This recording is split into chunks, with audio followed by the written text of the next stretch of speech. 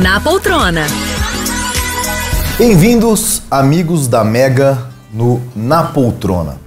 Um novo programa, uma nova opção para você de Araçatuba, da região alta noroeste paulista, Birigui, Guararapes e, por que não dizer, do nosso estado de São Paulo, do nosso Brasil. Trata-se de um programa que eu tenho um prazer enorme de discutir, de arguir, porque normalmente aqui, nessa nossa sala de bate-papos, estarão, acima de tudo, amigos, parceiros de negócios, sejam eles daqui da cidade ou sejam eles até de outras cidades, outros estados. E para este primeiro programa, não poderia trazer pessoa mais especial na minha vida do que um grande amigo, um ex-parceiro de bancada de programa para entrevistar outras pessoas, Caio César Pimentel Ferraz Júnior, o Caíto, dono de uma das empresas talvez mais antigas de nossa cidade e região, a Copel, que produz artefatos de concreto para o setor público, para o setor privado e que é um dos grandes empreendedores que eu conheço. Seja muito bem-vindo, Caíto. Beleza, Rodrigo. Grande prazer estar aqui. Eu sei que eu não sou digno nem de metade disso aí que você está considerando de mim, mas é um baita prazer estar aqui contigo, dividir, né, mais uma vez esse espaço aqui de debate, de construção, de bate-papo, só que dessa vez um pouquinho diferente aí, né? Então, você na Berlinda, não é isso, eu na Berlinda. Cara? Falei, o Rodrigo quis fazer um programa só Bloco Pimenta, então... Caíto, e há quanto tempo eu estava nesse ensaio tentando te convencer de que eu queria entrevistá-lo, até porque vai ser uma aula, de fato. Caio, antes de mais nada, conta um pouco da sua trajetória de vida até assumir a Copel. Beleza, legal. Bom, até só um pequeno ajuste, eu ainda não assumi a Copel. A Copel é uma empresa familiar, começou com meu avô, meu pai é o gestor principal hoje, o principal líder, mas eu estou junto lá com eles, né? E me considero empreendedor do negócio, porque eu empreendo no negócio. Mas vamos lá, então sou natural aqui da cidade, né? Araçatuba, formei-me em administração de empresas lá em São Paulo, na Trevisan, fiz uma pós-graduação, especialização, Lato Senso.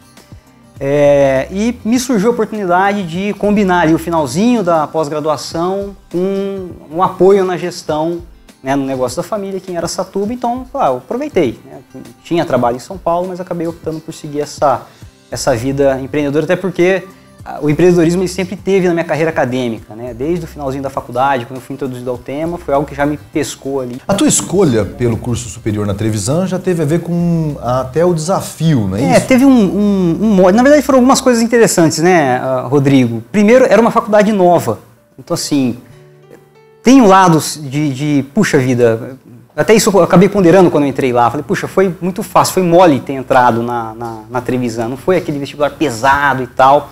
Mas o que me chamou a atenção, e falei, puxa, vai ter valor agregado aqui, é pelo fato de estar dentro de uma auditoria e consultoria. E a Trevisan, naquele tempo, estava entre as 4 maiores, as Big Four, né, do Brasil. Então eu falei, vai ter gente de peso ali e principalmente eu vou aprender o que interessa, que é o aparato prático. Né? Então assim, e toda a abordagem, a maior parte da abordagem dentro do curso foi justamente prática. Então isso deu um peso bastante interessante na minha formação. E eu tive a oportunidade de, vamos dizer assim, fazer esse tipo de comparação, não estou falando em termos de mérito, não, mas de balizamento, assim, de nível. Puxa, tô mais ou menos dentro da média, é isso aí mesmo, porque eu participava de empresa júnior, e dentro da empresa júnior a gente tinha núcleo, então estava junto com gente de PUC, Getúlio Vargas, FAP, Mackenzie, USP, então era gente, né, então eu consegui estar nesse meio de pessoas, né, faculdades que são, né, de nome aí já reconhecido, a Trevisan não era reconhecida, eu fui a segunda turma da Trevisan. Então assim, teve esse mote que me pegou, então me trouxe por dentro primeiro uma dúvida, será que por eu não ter passado por um crivo de vestibular pesado, eu sairia de lá bem formado? Então consegui calibrar isso, né, participando desses grupos com as outras empresas. Mas outra coisa que me puxou, além do fato de estar junto com uma auditoria e consultoria e ter uma abordagem prática, foi justamente a questão do desafio. Então assim, eu até me considerava muito, né, depois, a partir do ensino médio para frente ali, aquele garoto atrevido. Né, eu passei a adolescência, dar aquela provocada, então, puxa, me parecia um atrevimento, né, ir para São Paulo, nunca tinha ido para lá, na véspera, né, entre 17 e 18 anos, e justamente desbravar tudo novo, inclusive uma faculdade nova. Falei, bom, eu vou ter que dar a mais para compensar esse não conhecer. Então foi daí. Bom, nosso programa para web sempre é muito dinâmico. Só para concluir esse bloco de conhecer, você conheceu sua esposa lá. Pois é, foi por acidente, mas conheci. É por acaso, não vou falar para você, é por acaso que eu conheci. Nós vamos encerrando esse primeiro bloco do Na Poltrona e no bloco seguinte nós vamos tratar do negócio. O que é a Copel, o que ela faz e qual o mercado que ela atinge. Até daqui a pouco.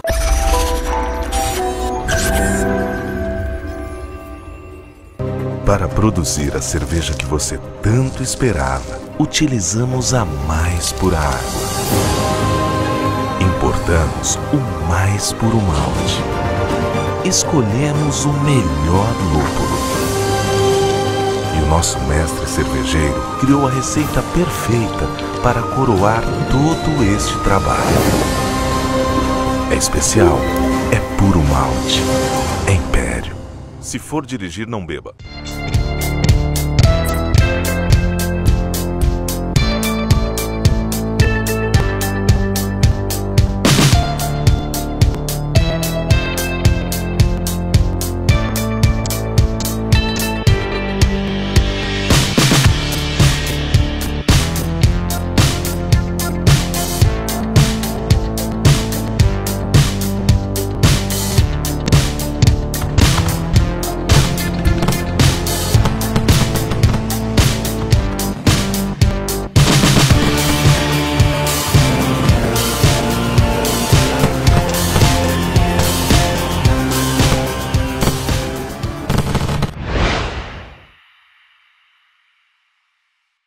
Na Poltrona. Bem-vindos de volta, amigos da Mega, no Na Poltrona.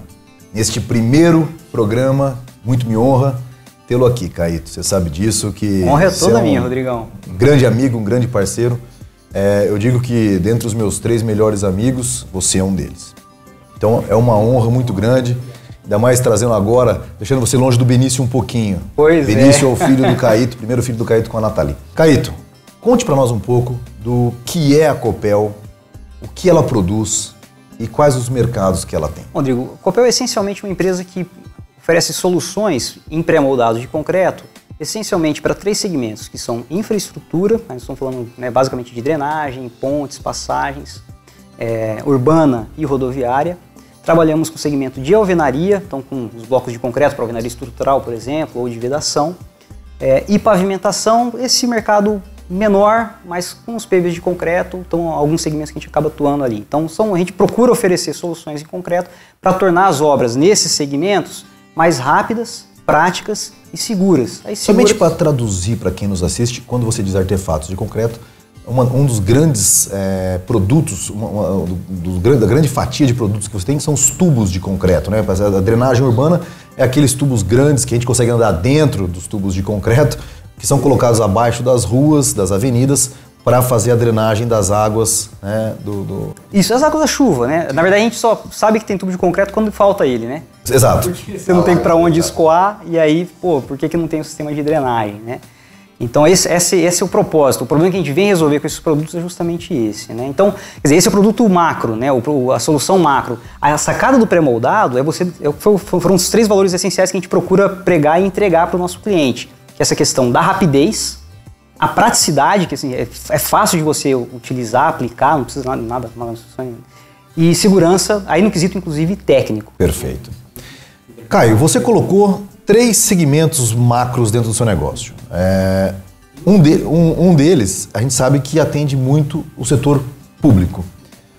Como está hoje, dentro da Copel, essa divisão entre atender público e privado? As questões de receitas. Hoje, Rodrigo, eu até estava mencionando antes do nosso bate-papo aqui, quando eu entrei no negócio, né, participando da gestão no finalzinho de 2004, mais pesado em 2006, a relação era de cerca de 80% da receita, 70% a 80% da receita vinha do setor público e o restante do setor privado. Entre 2009 e 2010 a gente conseguiu dar essa virada. Então até chegamos na casa de 2014, 2013, 2014, a gente virou na casa de 80% do setor privado e cerca de 20% do setor. Então a gente conseguiu fazer essa virada, era algo que eu entrei, né, com esse intuito, na verdade, né, por uma série de questões. Hoje, a gente já voltou a se rebalancear. O setor privado ainda é o mais importante, a gente ainda fatura mais de 50%. Hoje está na casa de 60%, 65%. O setor privado e o restante no setor público. E me conta um pouquinho desses dois mercados, Caio, porque a gente vê que você atende o setor do ramo imobiliário, construtoras, também, loteamentos. Sim, loteamentos, indústrias. Indústrias. Rodrigo, E como indústria, eu acredito até que não seja tão atravancado. Ou não, mais ou menos. Na verdade, sim. De 2007 para frente, o setor industrial foi o que mais alavancou o nosso negócio. Foi o que ajudou a crescer. Para que as pessoas entendam, Três Lagoas. Essencialmente Três Lagoas. Aqui na região também alguma coisinha, né? Você pega Penápolis, cresceu bem, Araçatuba, né, teve alguma indústria aqui, outra colar que acabou demandando algum investimento, mas o pesado foi Três Lagoas, a indústria de celulose lá. E o que aconteceu, você ia concluir, depois de hoje, no momento atual, como que está o mercado? Então, a indústria ela tirou o pé completamente, né? Ninguém está investindo. Nós mesmos, né, como negócio, como indústria, a gente está reservando capital para capital de giro, para conseguir tocar o dia a dia. O que, de modo geral, é muito ruim para os negócios, é muito ruim para o país também.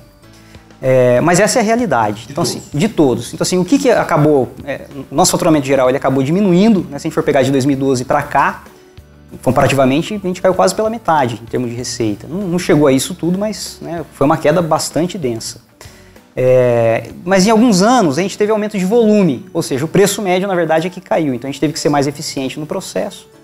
Mas quem tomou mais conta disso tudo foi o que eu falei, puxa vida, o setor público acabou abocanhando um pouco mais de receita, a gente precisou voltar a trabalhar com o setor público com um pouco mais de intensidade, algo que a gente tinha conseguido diminuir, isso, né, tinha sido uma vitória, até no meu olhar, né, de estratégia de negócio tinha sido uma vitória, a gente precisou abrir mão, né, dessa vitória para ajudar a pagar a conta do custo fixo, porque na indústria, no nosso caso, né, a indústria de modo geral, o custo fixo ele tem um peso muito grande, né, maior. E deve ser muito mais difícil cobrar o setor público num provável atraso de pagamento, né, do que o setor privado, acredito. Você não tem muitos instrumentos, né, Rodrigo?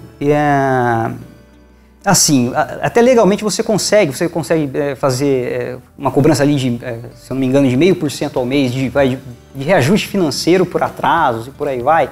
Mas assim, o setor público, às vezes nem é tanto por maldade, por desconhecimento, mas que assim, ele emperra muito em burocracia. Boa demanda, a nossa necessidade de capital de giro aumentou demais à medida que a gente precisou vender mais para o setor público, entendeu? E é um dos grandes consumidores que é o setor público, que a gente sabe que muito das indústrias no Brasil demandam tê-los como cliente.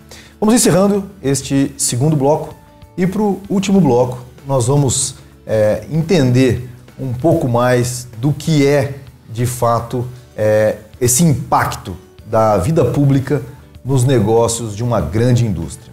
Até lá!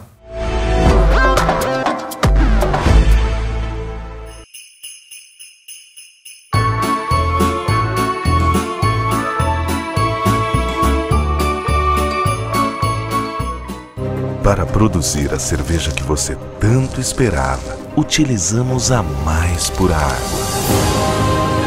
Importamos o mais puro malte. Escolhemos o melhor lúpulo. E o nosso mestre cervejeiro criou a receita perfeita para coroar todo este trabalho.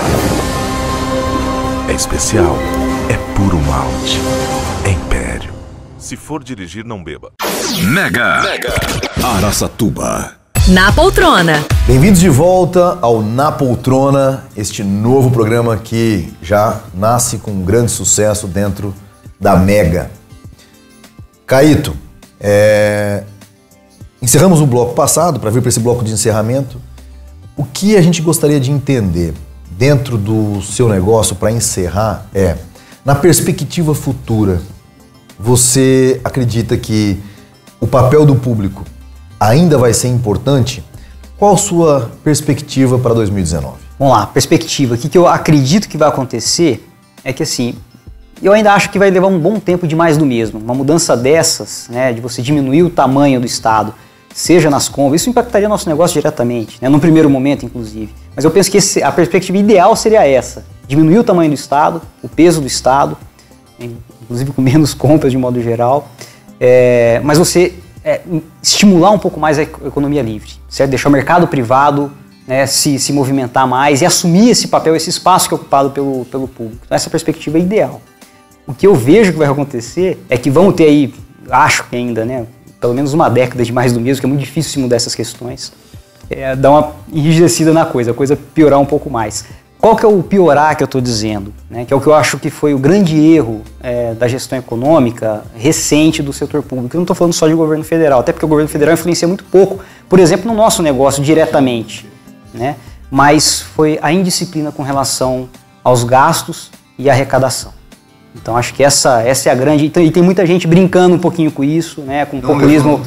um populismo barato. Isso traz voto, é óbvio, né? Todo mundo gosta de ouvir um cantinho de sereia, mas é o que eu falo, puxa, talvez um pouquinho menos de história e mais matemática pode ajudar. Bom, este foi o nosso primeiro programa na poltrona. Muitos mais virão. Caio, foi uma honra enorme tê-lo tido conosco. E uma das coisas que eu acho que fica de lição aqui é justamente isso. Nós, nos nossos negócios, tivemos que apertar cinto. Não adianta, não existe mágica que a gente não fazer conta que não vai pagar.